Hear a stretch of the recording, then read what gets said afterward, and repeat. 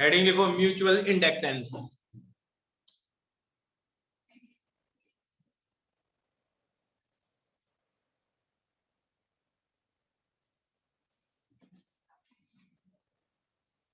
Mutual inductance.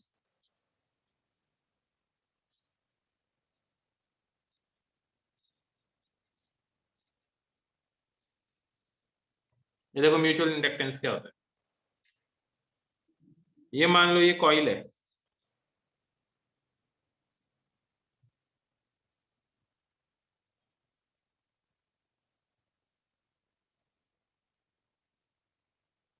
ठीक है।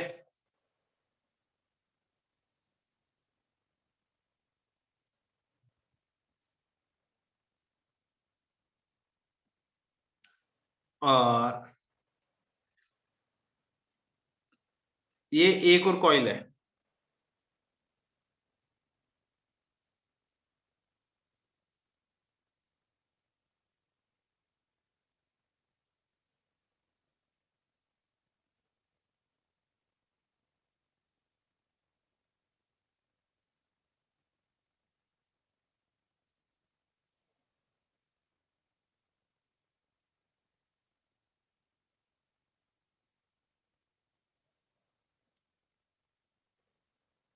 ये एक और कॉइल है।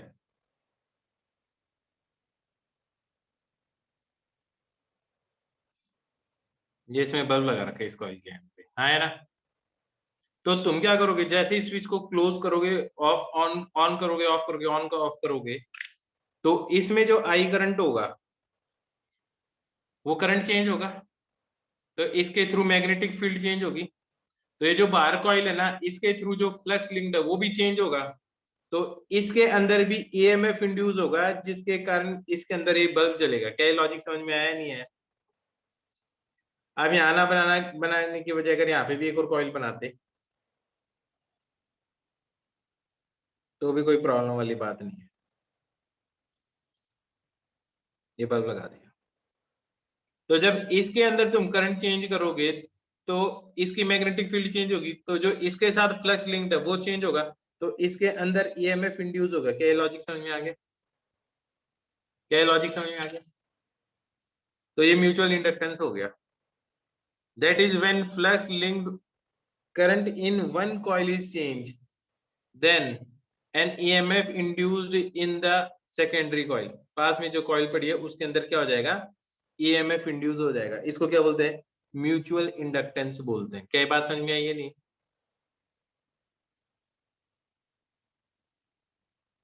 लिखो म्यूचुअल इंडक्टेंस की डेफिनेशन, लिखो mutual inductance. when a when a current passing through when a current passing through one coil changes when a current passing through one coil changes with time, then EMF is induced, then EMF induced in another coil,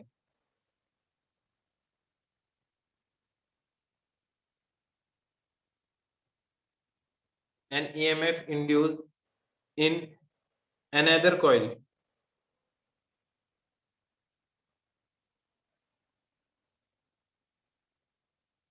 EMF is induced in the secondary coil.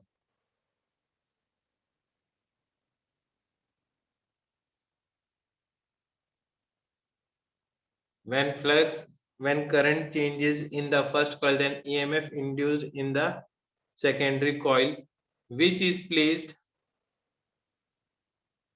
near the first coil। Bracket में लिखो, bracket में लिखो, magnetic flux of first coil is linked with second coil, bracket close। This phenomenon is known as mutual inductance। This phenomenon is known as mutual inductance। बेटा देख के नहीं बोली थी डेफिनेशन, इसलिए when current changes in the first coil, then an EMF is induced in the secondary coil which is placed near the first coil bracket में flux of first coil is linked with secondary coil bracket close. This phenomena is known as mutual inductance. अब ठीक है,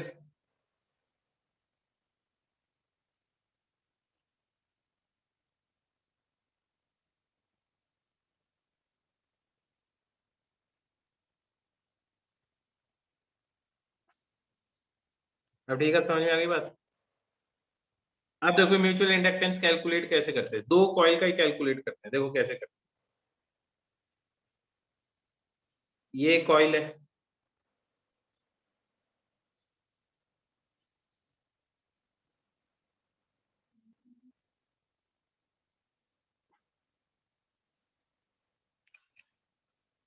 ये core के ऊपर लपेटी हुई है कॉइल, ठीक है, आयरन कोर मान लो। ये दूसरी कॉइल है,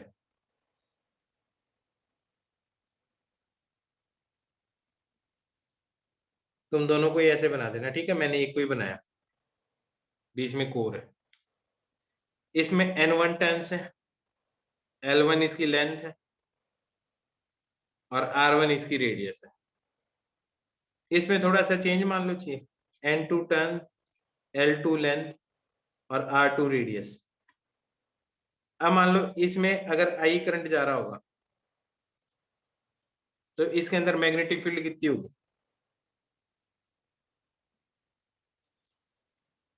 इसकी मैग्नेटिक फील्ड क्या होगी,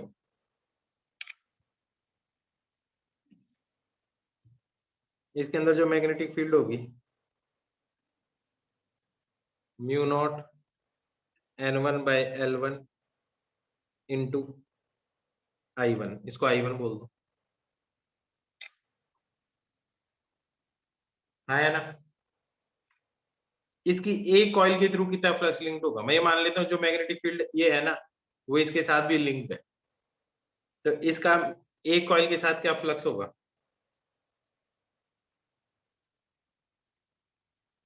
पाई इंटू R2 स्क्वायर, हाँ है ना,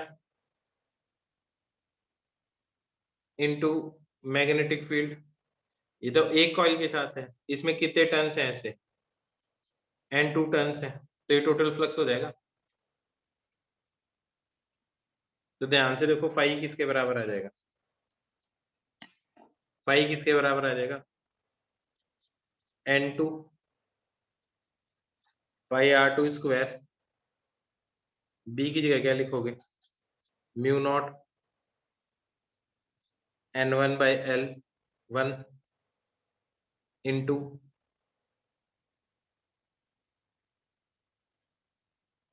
I1। ध्यान से देखो फाई बाय I1 ये म्यूचुअल इंडक्टेंस है फर्स्ट का सेकंड के साथ, क्या चीज आ गई है, mu naught N1 into N2 R2 square upon L1, अच्छा पाई भी आएगा, हाँ है ना, ये क्या आ गया, म्यूचुअल इंडक्टेंस आ गया। क्या बात समझ में आई है नहीं, तो म्यूचुअल इंडक्टेंस कैसे डिफाइन कर सकते हो, it is the flux linked with the secondary coil when current passing through primary coil is unity. इस कॉइल को बोलते हैं जिसमें करंट हम पास कर रहे हैं प्राइमरी कॉइल,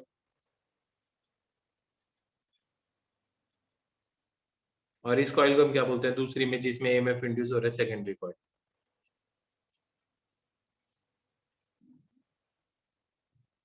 तो लिख लो, it is the EMF induced in the secondary sorry it is the flux linked with the secondary coil when unit current is passing through the primary coil, mutual inductance।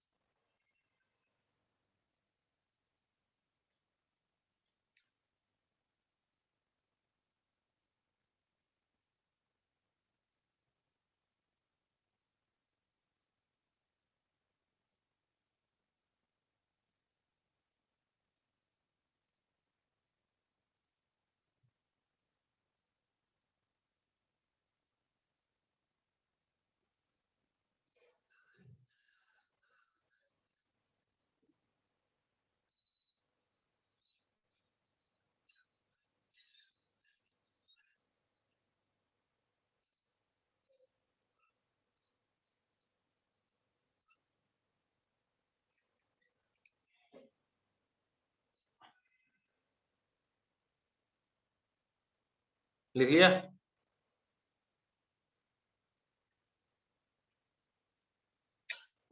एक चीज और समझो, d5/dt क्या आएगा? EMF. इस पूरी equation में बाकी तो सब कांस्टेंट ही है।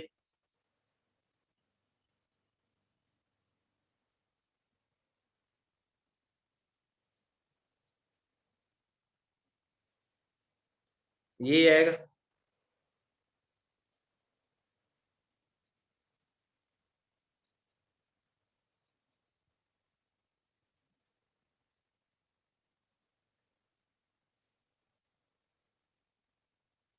आया ना? ऐसा ही आएगा कुछ। समझ में आ रही है बात? तो दूसरा तरीका कैसे डिफाइंड है म्यूचुअल इंडक्टेंस किसी का भी? It is the EMF induced in the secondary coil when rate of change of current passing through the primary coil is unity. लिख लो। It is the EMF induced in the secondary coil when rate of change of when rate of change of when rate of change of current passing through primary coil is unity।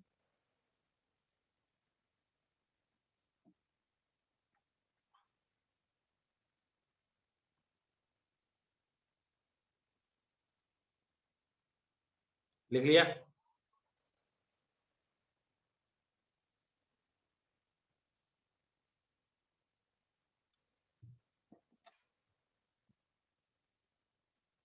अब सुनो, next page ला।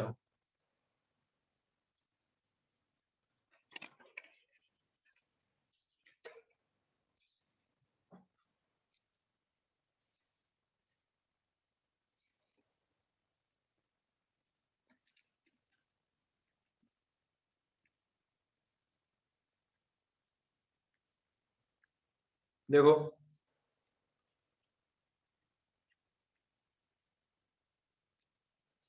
M12 M21 के बराबर होगा। कब तक? जब तक पहली कॉइल की जितनी भी मैग्नेटिक फील्ड है वो सारी की सारी सेकेंडरी कॉइल के साथ लिंक्ड हो। हाँ या ना? दैट इज कपलिंग फैक्टर 1 हो। अगर कपलिंग फैक्टर हाफ होगा तो क्या होगा? कपलिंग फैक्टर बोलते हैं इसको, coupling factor. Coupling factor half होगा तो क्या होगा? जिस की फील्ड है उसकी आधी इसके साथ लिंक्ड है। कपलिंग वेक्टर 1/4 है, तो इसने जो फील्ड प्रोड्यूस करी वो इसके साथ कितनी लिंक्ड है? 1/4 है। क्या लॉजिक समझ में आ गया? हमें सिर्फ वही केस करने हैं जिसके अंदर कपलिंग फैक्टर क्या हो? 1 हो। हमारे कोर्स में ही वही है। क्या लॉजिक समझ में आ गया? इसलिए M12 कैलकुलेट करो या M21 कैलकुलेट करो, सेम ही आएगा, क्योंकि फ्लक्स लीकेज कहीं पे भी नहीं हो रहा।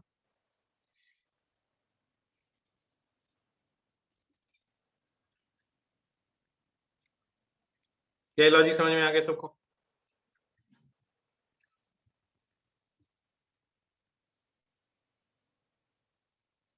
ये आई करंट जा रहा है, इसके पास में एक लूप रखा हुआ है।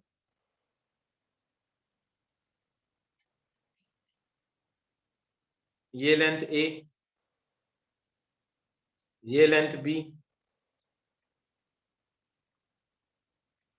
और ये डिस्टेंस एल।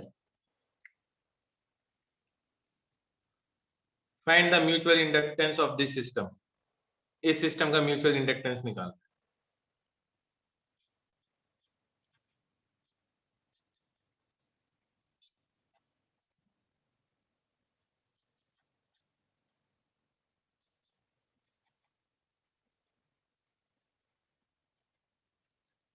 अब एक चीज समझो, इसके अंदर करंट डाल के इसके अंदर फ्लक्स नहीं निकाल सकते, मुश्किल काम है ना। तो हमेशा ये देखोगे तो फ्लक्स निकाल कैसे सकते हो? इसका निकालने, इसके कारण मैग्नेटिक फील्ड है और इसके साथ फ्लक्स निकाल सकते हैं, तो वही की बात है। इसका इसके साथ फ्लक्स लिंकेज निकालना ही मुश्किल है, तो इसका इसके साथ निकाल दो। तो यहां से एक्स डिस्टेंस पे मैग्नेटिक फील्ड कितनी होगी बताओ?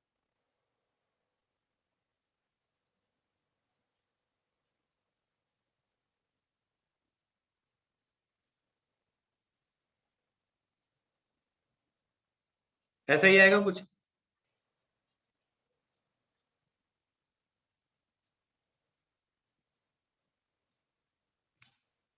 यहाँ तक ठीक है। यहाँ पे अगर तुम हल्का सा और चलोगे dx, बच्चे इतना सा और चलोगे dx, तो ये एरिया कितना हो जाएगा, ये बताओ, ये एरिया कितना हो जाएगा।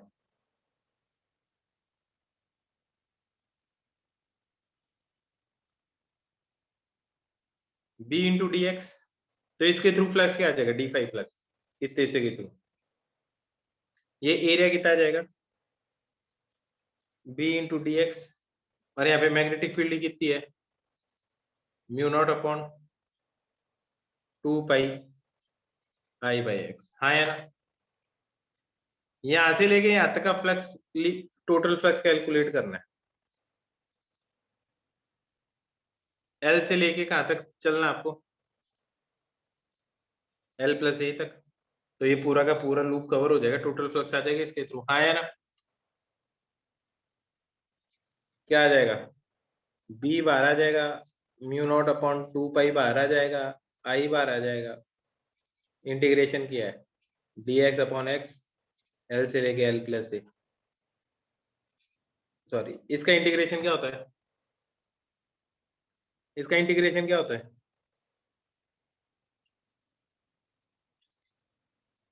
बहुत बढ़िया।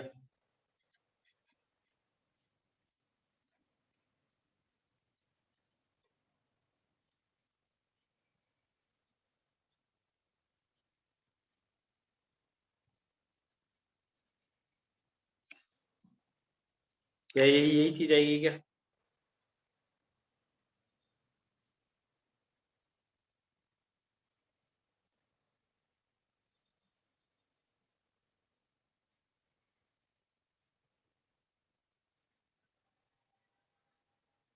हाँ है ना, यही आएगा, upper limit minus lower limit करोगे, आई से डिवाइड कर दो, total flux divided by I क्या होता है, म्यूचुअल इंडक्टेंस, या M12 M21 जो भी है।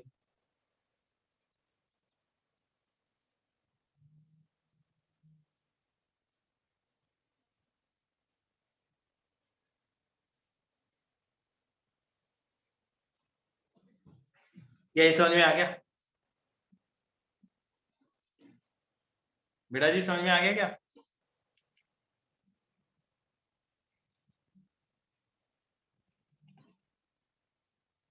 तो लिख लो।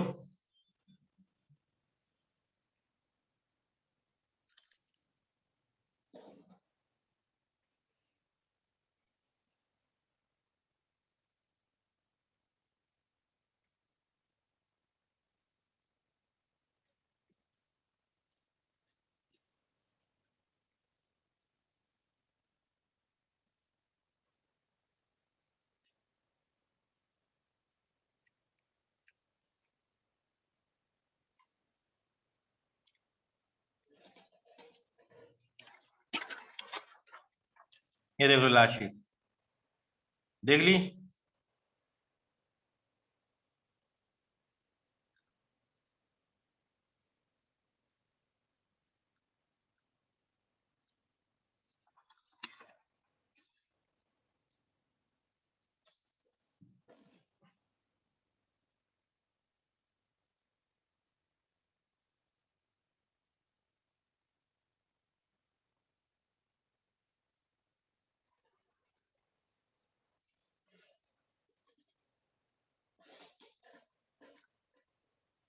इसका म्यूचुअल इंडक्टेंस निकालो,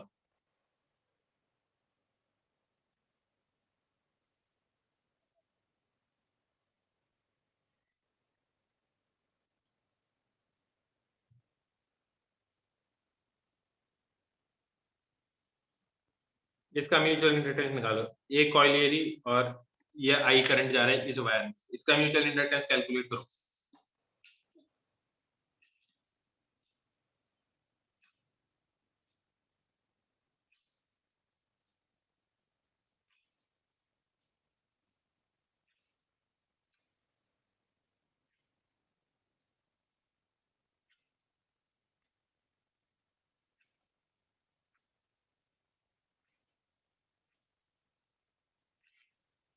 बहुत बढ़िया, 0 क्यों? क्योंकि फ्लेक्सी लिंक्ड नहीं होगा। इस वायर की जो मैग्नेटिक फील्ड होगी वो ऐसे होगी, तो सेकंड कॉइल के साथ कोई फ्लक्स लिंक्ड है ही नहीं।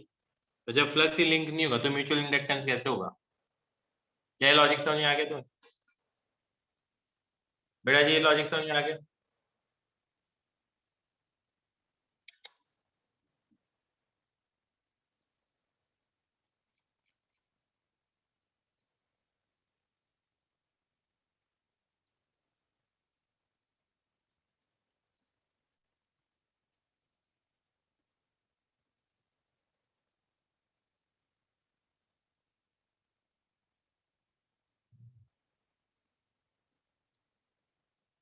एक क्वेश्चन और दे रहा हूं, देखना।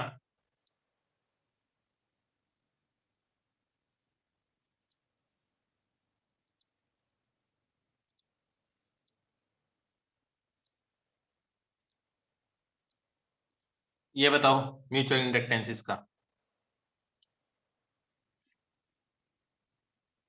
एग्जाम्पल 31।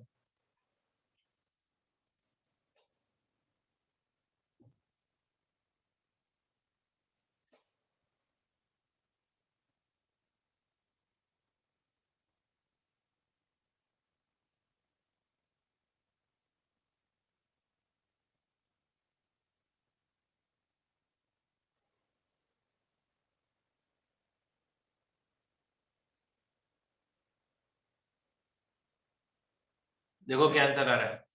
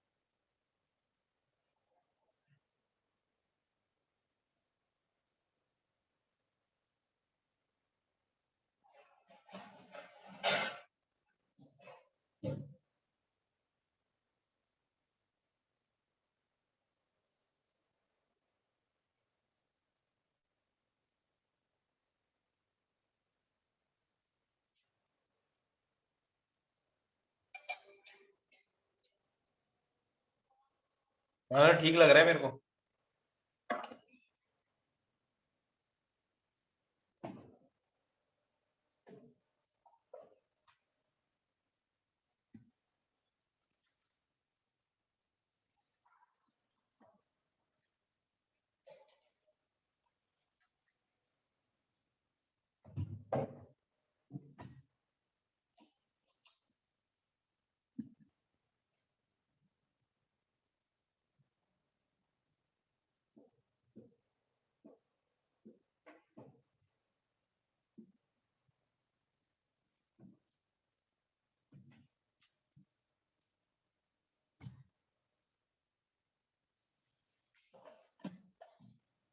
अभी देख लेते हैं आंसर किस किस का सही है। वो एकदम सही है।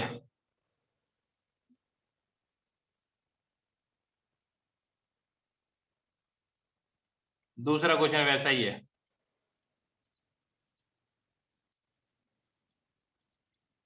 ये क्वेश्चन हमने कर ही लिया।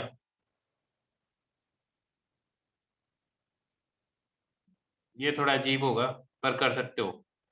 एक के कारण फ्लक्स निकाल लो, दूसरे के कारण फ्लक्स निकाल लो, ऐसे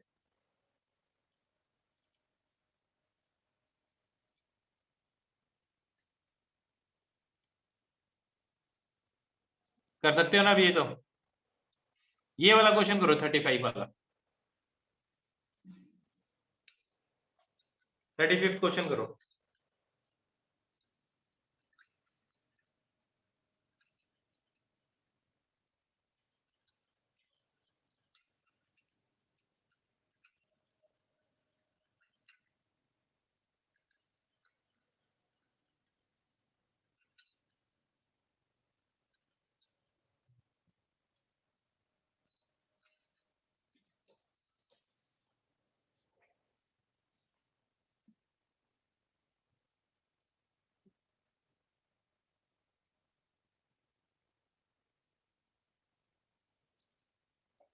बिल्कुल सही बात है अमरीश।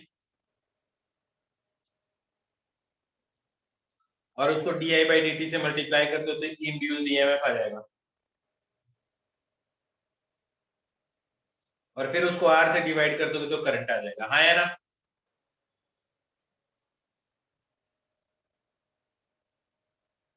म्यूचुअल इंडक्टेंस पहले वाला, फिर D I by D T कर दो, म्यूचुअल इंडेक्स से मल्टीप्लाई कर दो तो बड़े वाले में लूप में ईएमएफ आ जाएगा, और उस ईएमएफ को आर से डिवाइड कर दोगे तो करंट आ जाएगा। ये देखो, यही है लॉजिक।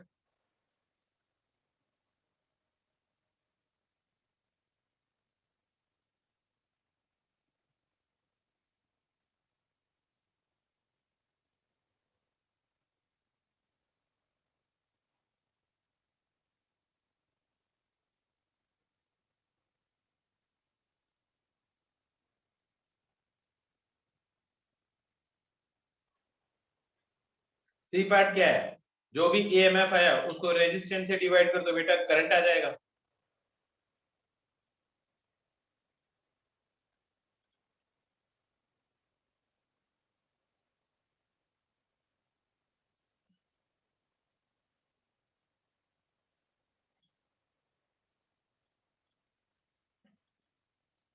बस ये इसका लास्ट टॉपिक है।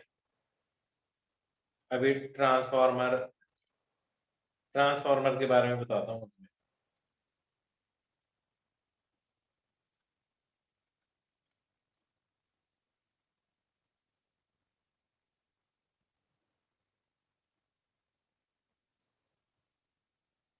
ये तो किया हमने, ऐसे क्वेश्चन कर चुके हम।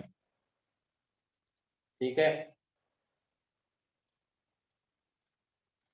ये कर चुके हम है ना। इसके बाद में सेल्फ इंडक्टेंस का सीरीज पैरेलल होगा मेरे हिसाब से। बस क्वेश्चन ही है, बाकी कुछ नहीं है इसके अंदर। ये वाला कर ही चुके, अभी हमने किया ही था अभी 1 मिनट पहले, है ना। तो लगभग चैप्टर हम खत्म कर चुके हैं। इसमें एक चीज और है जिसे बस हमें क्या बोलते हैं, ट्रांसफार्मर बोलते हैं। मैं ट्रांसफार्मर तुम्हें दिखा देता हूँ पहले, ठीक है, फिर बताऊँ। ये मैग्नेटिक फील्ड है मान लो, इसमें एक लूप यूं अभी, तो इसका एरिया वेक्टर इधर है, रेडियस इसकी आर है। ये मान लो इस एक्सिस के अबाउट घूम रहा है यूं। समझ में आ गई मेरी बात?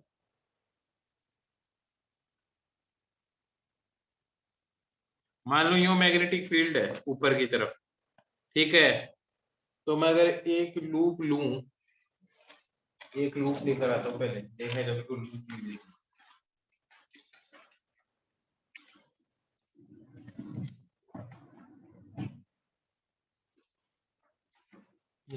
मीडिया लूप, ये ऐसे लूप मान लो, बीच में से खाली ये लूप है, मैग्नेटिक फील्ड यूं है, तब इन दोनों के बीच का एंगल क्या है? मैग्नेटिक फील्ड और एरिया वेक्टर के बीच का एंगल क्या है? जीरो। मैक्सिमम फ्लक्स है। अब फ्लक्स क्या है इसके थ्रू? जीरो। तो यहाँ से यहाँ आते वक्त इसका फ्लक्स क्या हुआ होगा? कम हुआ होगा, हाँ या ना? फिर से फ्लक्स इंक्रीज किया होगा, फिर से फ्लक्स कम हुआ होगा, फिर से फ्लक्स, तो फ्लक्स चेंज हो रहा है ना। क्या लॉजिक समझ में आया तुम्हें? तो किसी भी टाइम पे फ्लक्स का फॉर्मूला क्या होगा? बी डॉट ए, यही होता है फ्लक्स का फॉर्मूला, हाँ या ना?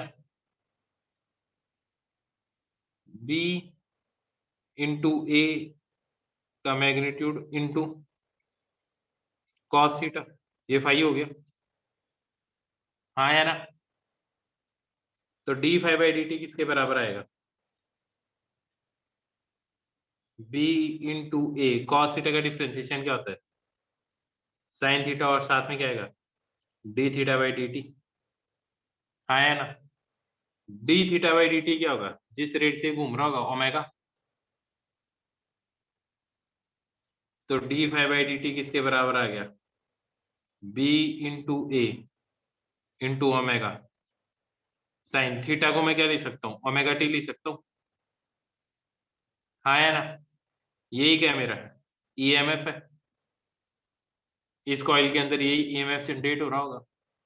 तो इस ईएमएफ का अगर मैं ड्रॉ करूं, इसको मैं ऐसे लिख सकता हूँ, E is equal to E not sine omega T. तो EMF as a function of time कैसा होगा, साइन कर्व की तरह ही होगा। क्या लॉजिक समझ में आ गया? तो ये अल्टरनेटिंग वोल्टेज मिल रही है इससे, बात समझ में आई है? सिंपल ही बात है ना एकदम, बेटा जी बात तो एकदम सिंपल ही है। आया ना, अब उसको अलग अलग स्टाइल से उसकी कंस्ट्रक्शन क्या होगी, लॉजिक तो इतना ही है इसका एसी जनरेटर का, समझ में आ गया? अब रीडिंग लगा के तो लिख ही सकते हो ना, कंस्ट्रक्शन क्या है, कंपोनेंट क्या है, ये सारी कहानी तो बना ही लोगे।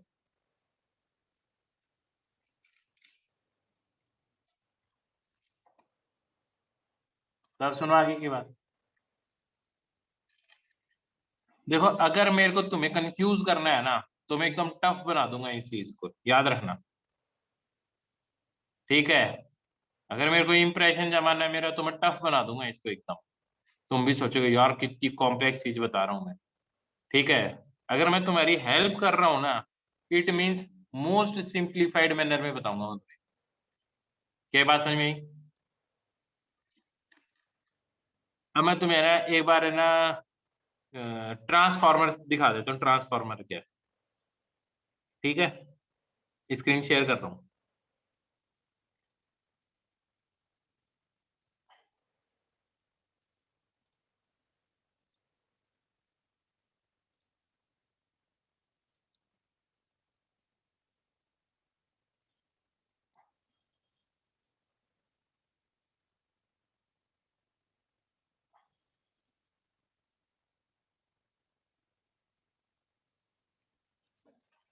ऑब्वियस सी बात है, ट्रांसफार्मर इलेक्ट्रिकल ही होता है।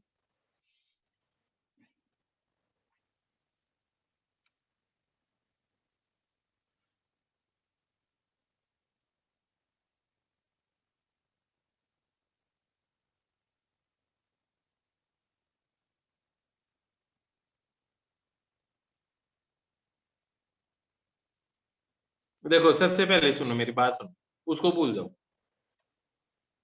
तुमने देखा होगा कि कई बार लिखा हुआ होता है, जो बड़े बड़े पोल हैं जिनके ऊपर बारी बारी इलेक्ट्रिकल वायरिंग होती है, उन पे लिखा होता है 20,000 volt, 30,000 volt, high and danger, ऐसा लिखा हुआ होता है। तो वहां पे कितनी वोल्टेज लिखी हुई होती है?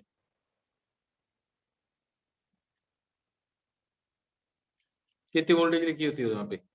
लाखों में, हजारों में? आपके घर में कितनी वोल्टेज आती है बताओ? घर में कितनी वोल्टेज आती है? 220। तो कहीं ना कहीं वोल्टेज कम जरूर हुई होगी, हाँ या ना? तो इतनी सारी वोल्टेज को कम किसने किया? ट्रांसफार्मर में। आपने देखा होगा कि आप घर में स्टेबलाइजर रखते हो, कई बार क्या होता है वोल्टेज कम आती है, आप स्टेबलाइजर को ऐसे नॉब घुमाते हो और वोल्टेज बढ़ जाती है, हाँ या ना? ऐसा देखा कभी? तो वो क्या करती है, वो स्टेबलाइजर क्या करता है, कम वोल्टेज आता है तो क्या करता है, वोल्टेज बढ़ाता है। तो उसके अंदर भी कहीं ना कहीं क्या है, ट्रांसफार्मर है। क्या है? ट्रांसफार्मर है। क्या ये बात समझ में आई है नहीं? तो ट्रांसफार्मर का काम क्या है, क्या काम करता है ट्रांसफार्मर? एनर्जी का कोई लेना देना नहीं है, वोल्टेज का स्टेबलाइज का भी लेना देना नहीं है। अगर स्टेबल करने के काम आ रहा है तब तो वो स्टेबलाइजर बन जाएगा, वरना देखो तो वोल्टेज, ट्रांसफार्मर क्या कर रहा है, या तो वोल्टेज को बढ़ा रहा है, 10 वोल्ट से 100 वोल्ट लेके जा रहा है, इसको बोलते हैं स्टेप अप, इसको बोलते हैं स्टेप अप ट्रांसफार्मर। या क्या करता है, 100 वोल्टेज को क्या कर देता है, 10 वोल्ट में कन्वर्ट करता है, जो हमारे घर के पास होता है। इसको क्या बोलेंगे, लॉजिकली सोच लो क्या बोलेंगे, स्टेप डाउन ट्रांसफार्मर, हाँ या ना?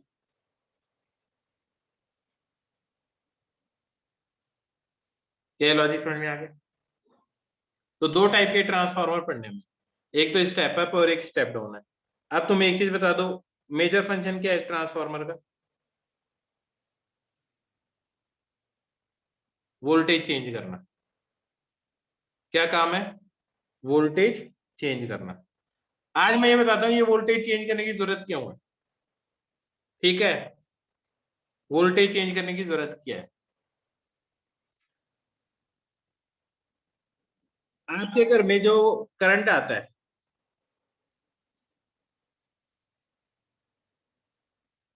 घर में मीटर लगा रहता है, वो क्या मेजर करता है ये बताओ? आपके घर में जो मीटर है वो क्या मेजर करता है? करंट मेजर करता है। सही है यार एकदम। मेरे हिसाब से वो एनर्जी मेजर करता है, करंट नहीं मेजर करता, क्योंकि वोल्टेज तो घर में 220 ही आ रही है। 220 आ रही है, जितना छोटा रेजिस्टेंस यूज करोगे उतनी कम हीट जनरेट होगी। हाँ या ना? अरे यूनिट्स किस चीज की, एनर्जी यूनिट है वो, एनर्जी मीटर है वो। आप उतने ही पैसे दोगे जितनी आपने एनर्जी खर्च की है। एनर्जी मीटर है, करंट का लेना देना नहीं है उससे। अरे ये बात समझे? अब ध्यान से सुनो होता क्या है। हम बोलते हैं कि यार हम हायर वोल्टेज पे है ना, इसलिए पावर ट्रांसफर करते हैं। जो हमारे पास वोल्टेज आती है ना, जहाँ पे लिखा होता है 40,000 वोल्ट, हाँ या ना, ऐसा लिखा रहता है पोल्स के ऊपर। ये डिजाइनर पोल्स जो बने हुए होते हैं, याद है तुम्हें? ये डिजाइनर पोल्स जो बने हुए होते हैं, जिनके ऊपर वायर आता है, हाँ या ना, ये काफी हायर वोल्टेज के होते हैं। क्या ये बात समझ में आ रही है? अरे वाह, बहुत बढ़िया। अब ट्रांसफॉर्मर क्या, मैं तुम्हें पूरा लॉजिक ही समझा देता हूँ होता क्या है एक्चुअली। ठीक है, एक पावर स्टेशन है।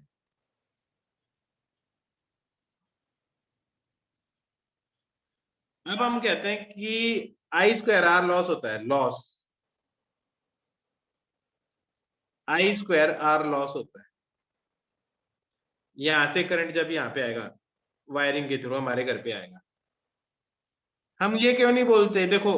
तो तुम कहते हैं यार करंट कम करते हैं, तो करंट कम करने से क्या होगा, लॉस कम होगा, हाँ या ना?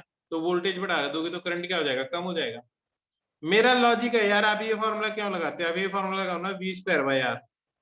मैं कह रहा हूँ अगर आप वोल्टेज बढ़ा दोगे तो भी तो लॉस बढ़ जाता है, हाँ या ना? हम कहते हैं ना वायर के अंदर, जो ट्रांसफर के अंदर है ना, हायर वोल्टेज पे इसलिए बिजली को ट्रांसफर करना चाहिए क्योंकि I²R लॉसेज होते हैं, और I²R लॉस होते हैं, तो फिर आई कम न करना है इसलिए वी बढ़ाते हैं। मैं बोलता हूँ यार ये फॉर्मूला यूज कर लो पावर का, तो ये भी फॉर्मूला है, तो लॉस क्या हो जाएगा, V²/R हो जाएगा, तभी तो लॉस हो गया, हाँ या ना? तो किताबों में ये बात तो बता दी पर समझाया है नहीं कि ऐसा है क्यों। मेरे को ये पता है ट्रांसफार्मर तो तुम खुद ही पढ़ लोगे। ये डाउट है जो सबसे बड़ा डाउट है लोगों का, जो अपने मन में रखते हैं, पूछते किसी से नहीं है पर समझ में कभी नहीं आता, और मन तो कई बार कर ही जाता है यार ऐसा क्यों पढ़ोगे तुम, I²R लॉस क्यों? क्या बात समझ में आई तुम्हें? पक्का?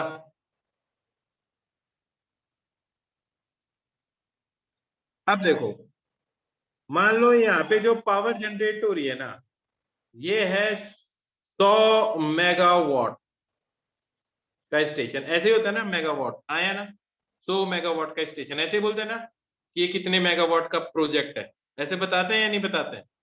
तो मेगावाट का मतलब क्या है, कितनी एनर्जी पर सेकंड वो प्रोड्यूस कर रहा है कोई स्टेशन, हाँ या ना? जितना ज्यादा होगा उतने ज्यादा मेगावाट का होगा। क्या लॉजिक समझ में आ गया सबको? क्या लॉजिक समझ में आ गया? अब तुम्हें पता है पावर किसके बराबर होता है, V × I के बराबर होता है पावर। इसको आई को तुम ऐसे भी तो लिख सकते हो, dQ/dt। तो V × dQ क्या हो गया, work done divided by time, तो पावर आ गया ना, तो पावर क्या हो गया, V × I, है ना? तो मेरे को ये एनर्जी यहाँ से यहाँ भेजनी है, तो इधर से करंट जाएगा और इधर से करंट वापस आएगा, पोटेंशियल डिफरेंस होगा, तभी तो करंट फ्लो होगा इधर से। हाँ या ना? क्या लॉजिक समझ में आ रहा है तुम्हें? तो ये कितना है? 100 मेगावाट। मेगा का मतलब क्या होता है? 10⁶ V इंटू आई। क्या यहाँ तक बात समझ में आई? अब एक चीज बताओ, तुम यहाँ पे बिजली यूज ही नहीं कर रहे, ये फ्रिज मान लो, ये टीवी मान लो, ये एसी मान लो, ये इंडक्शन मान लो, हाँ या ना? तुमने सारे स्विच ओपन कर रखे हैं, तो कोई करंट आएगा ही नहीं। कोई करंट आया ही नहीं तो कोई लॉस हुआ ही नहीं। हाँ या ना?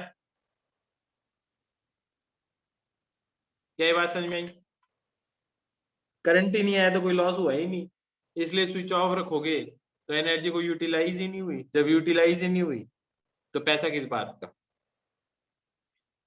ठीक है, एकदम बस मजे से समझ रहे हैं अभी हम। अब देखो क्या हुआ, अगर मान लो यहाँ पे, तो मेरे को स्टेप डाउन करना पड़ेगा, मैं स्टेप अप क्यों करके भेजूं? ये सुनो, ये जो वायर है इसका कुछ ना कुछ रेजिस्टेंस होगा, कुछ ना कुछ तो रेजिस्टेंस होएगा। जो वायर है, जो इन सुंदर सुंदर पोल्स के बीच में, हाँ या ना, हाई टेंशन वायर जा रही है, कुछ तो रेजिस्टेंस होगा। इस रेजिस्टेंस को कोई तो तुम कम कर नहीं सकते। गोल्ड के बना दो, सिल्वर के बना दो, लोग चुरा के लेके चले जाएंगे, हाँ या ना? कम करने के चक्कर में प्लास्टिक क्या बनाओगे ही नहीं, क्योंकि उनका रेजिस्टेंस इतना ज्यादा है कि करंट फ्लो ही नहीं होगा, एनर्जी ट्रांसफर ही नहीं होगी। तो हमारे पास सस्ता टिकाऊ जो तरीका है ना, ऑप्टिमम वेल जो लॉजिक है, वो हमारे पास है एल्यूमिनियम वायर्स जनरली, या copper wires. Generally copper wires भी कम ही यूज करते हैं, कॉपर महंगा आता है, एल्यूमिनियम वायर जनरली यूज करते हैं। क्या ये बात समझ में आई? ये नहीं, कॉपर महंगा होता है एल्यूमिनियम से। क्या ये बात समझ में आई? ये नहीं, ठीक है, करने को कॉपर भी यूज कर सकते हो। सबसे बढ़िया तो गोल्ड और सिल्वर यूज करो, रेजिस्टेंस सबसे कम उसी का होता है वायर्स में। हाँ या ना? यहाँ पे गोल्ड और सिल्वर की रिंग नहीं पहनी जाती, हाई टेंशन वायर कहाँ से बनाए? ठीक है, गोल्ड महंगा नहीं है बेटा, बहुत सस्ता है। अब सुनो, यहाँ तक बात समझ में आ गई?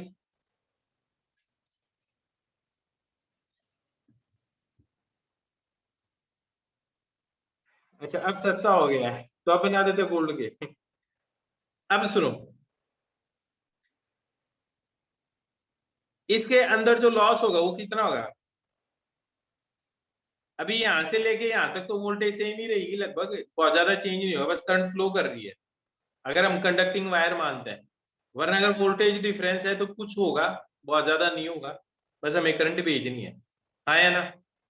और हम तो वैसे भी कोशिश कर रहे हैं रेजिस्टेंस कम से कम हो, तो इसके अक्रॉस पोटेंशियल डिफरेंस, ज्यादा लॉजिक नहीं है हमारे पास इसका, है ना? पर इसके थ्रू आई करंट तो जाएगा ही जाएगा।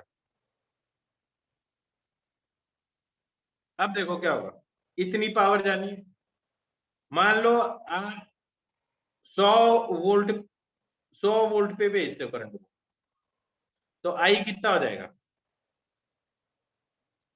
10⁶ एम्पियर होगा करंट। तो इसमें जो हीट लॉस होगा वो कितना होगा?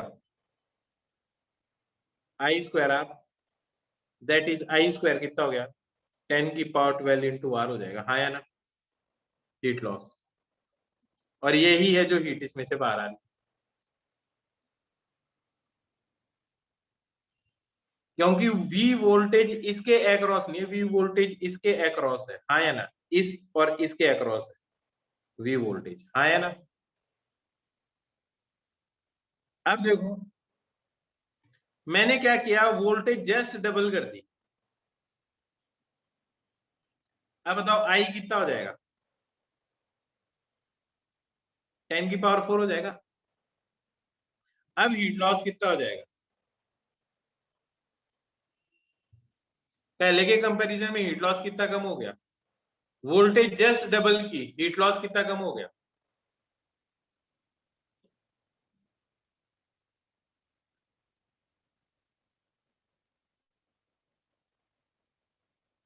10,000 गुना कम, हाँ या ना।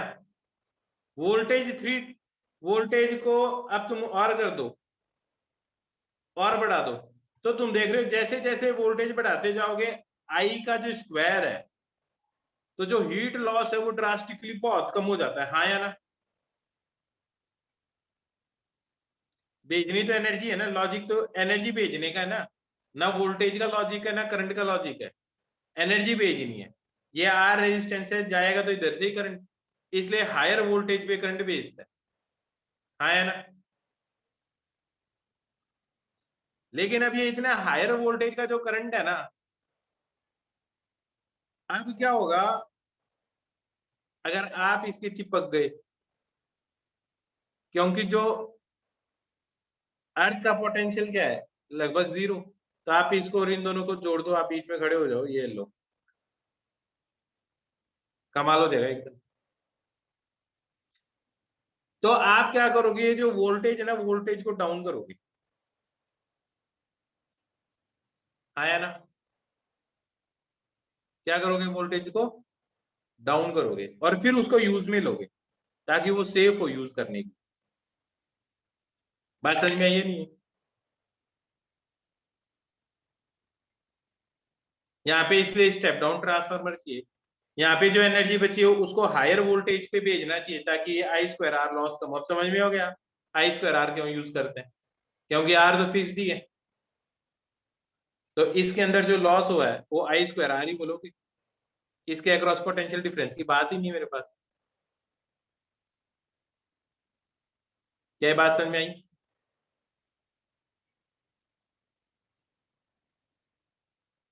अब ये बात समझो, ये आपका जो आई स्क्वायर आर लॉस है ना, ठीक है, आप हमेशा चाहते हो मिनिमाइज हो, तो सुपर कंडक्टर्स भी यूज कर सकते हैं, लेकिन इतना कम टेम्परेचर अचीव करना मुश्किल है।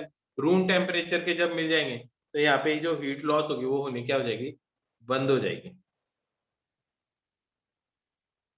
क्या बात समझ में आई? तो यहाँ पे भी ट्रांसफार्मर लगाएंगे, जहाँ पे मान लो ऊपर से पानी आ रहा है, टरबाइन घूम रहा है, हाँ यार, बात समझ में आई है नहीं। तो क्या होगा, यहाँ से जो भी एनर्जी आएगी वो कहाँ जाएगी, उसको हायर वोल्टेज पे और फिर इसको ट्रांसफर कर। तुमने देखा होगा जो यूरोप है ना, यूरोप के अंदर है ना 115 वोल्टेज यूज करते हैं, पता है तुम्हें ये बात। यूरोप के अंदर जो वोल्टेज है वो कितनी होती है, 115 वोल्ट। अरे इसलिए करते हैं क्योंकि वहां पे जो एनर्जी है ना, एनर्जी है, वो वेस्ट कर सकते हैं, लेकिन वो क्या करना चाहते हैं, प्रोटेक्टेड रहना चाहते हैं। Higher voltage is lethal to us. हम यहाँ पे क्या है, एनर्जी का लॉस बचाना चाहते हैं, क्योंकि हमारे पास इतनी एनर्जी है ही नहीं हम खर्च कर वेस्ट कर सके, इसलिए वो 115 वोल्ट यूज लेते हैं और हम 220 वोल्ट यूज लेते हैं घर में भी। क्या ये बात समझ में आई? बेटा जी ये बात समझ में आ गई तुम्हें अच्छी तरह से। ये बताओ आज जो पढ़ा है वो समझ में आया क्या तुम्हें, आज जो पढ़ा है वो समझ में आ गया अच्छी तरह से। अब ट्रांसफार्मर वाला वीडियो मैं ग्रुप में डाल रहा हूँ, एक बार तुम उसको देख लेना, फिर भी मैं समझा दूंगा बाद में, ठीक है। ओके बच्चों, बाय बाय। भेज देता हूँ, अभी भेज देता हूँ।